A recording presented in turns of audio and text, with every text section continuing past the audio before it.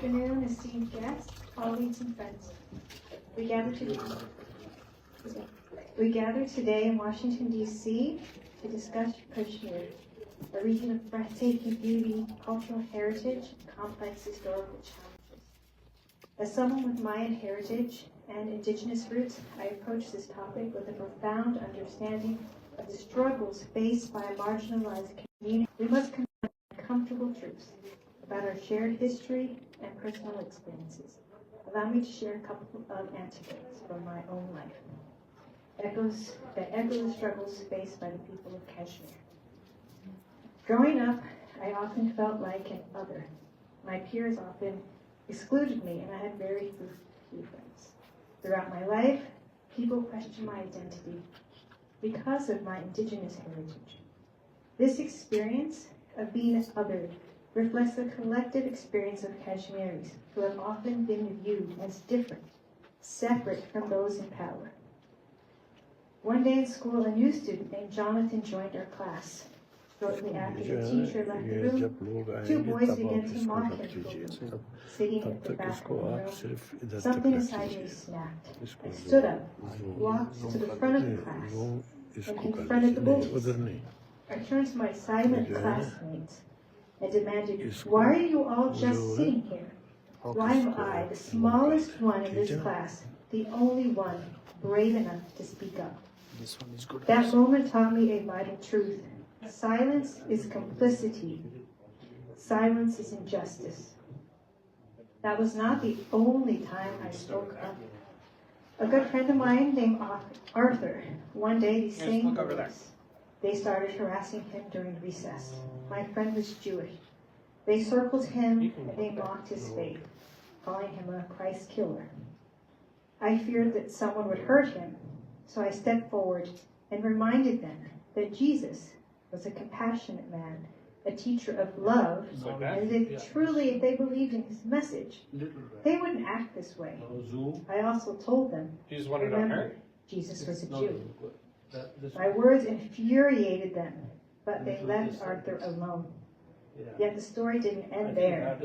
That afternoon, as I walked home along the railroad tracks, those same bullies appeared. Furious, they hurled rocks at me. It solidified my resolve.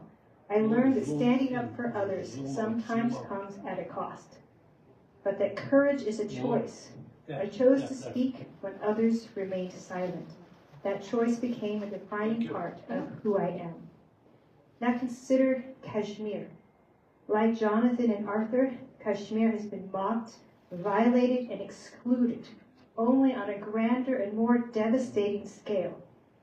The international community, much like my classmate, have too often remained silent. Meanwhile, Kashmiris, outnumbered, under siege, continue to speak out against injustice with tremendous courage.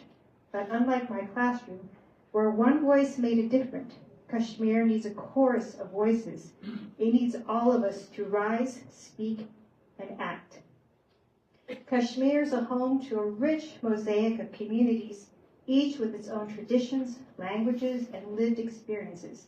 From Kashmiri Muslims, who form the majority in the valley, to Kashmiri Pandits, who have long preserved their Hindu heritage despite displacement, to the Gujars and Bakalas, with distinct cultural identities. The region is a tapestry of faiths and ethnicities, and defining what justice means for them.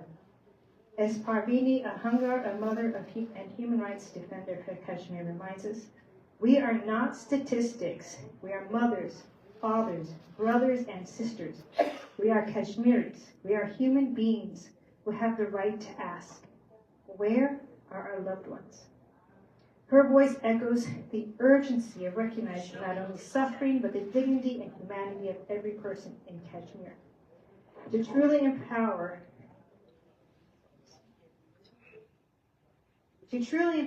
diverse religious and ethnic communities in shaping Kashmir's future, we must confront the uncomfortable truth that the language of othering is not just in our behavior, it is embedded in our history. The Declaration of Independence, often celebrated for proclaiming that all men are created equal, also contains language that laid the groundwork for centuries of oppression. referring to the indigenous people as merciless Indian savages. We see the repercussions of this trauma not only in the Americas, but also in Kashmir, where decades of conflict and human rights violations have left a collective trauma that spans generations. This trauma is not just political, it is psychological, it is political, social, and economic, manifesting in limited access to education and shattered families. We cannot ignore the ongoing crisis elsewhere in the world, where civilian lives are lost, families are displaced, and homes are destroyed. These events are a part of a global pattern of othering that must be confronted and dismantled. In Kashmir, generations have endured occupation, surveillance, and suppression of identity at the hands of the very state that claims over them. It's so spread of resilience. The people of Kashmir, like indigenous peoples in the Americas, have survived, resisted, and continued to dream. They have upheld their cultural identity, wisdom, and hope. This approach demands that we listen actively to the voices of all the communities of Kashmir. Recognize and respect the cultural and heritage identities within Kashmir. Advocate for solutions grounded in human rights, dignity, and self-determination. Challenge narratives that dehumanize or oversimplifies the lives of those in Kashmir. Acknowledge the reality of intergenerational trauma and support community-led healing. When we treat any group as other, we invite injustice and plant the seeds of trauma that may last for generations. Yet, in the face of this difficult truth, we also see strength. Indigenous cultures around the world are reviving. In Kashmir, the spirit of resistance and the will to thrive remains unbroken. As we leave the gathering today, I urge you to carry forward both the weight of our shared history and the light of our shared humanity. Let us not be bystanders. Let us be builders of bridges, bearers of truth, and agents of justice. In the face of a Kashmiri child, see your own child. In the hopes of a Kashmiri family, recognize your own family's aspirations. Our commitment to justice must live beyond this room. It must guide our decisions, shape our policies, and inspire our daily interactions. Only with sustained action and deep empathy can we break the cycles of trauma and build a future in which no one is treated as an other. As Lakota activist Lenny Pilcher once said, silence, they say, is a voice of complicity, but silence is impossible.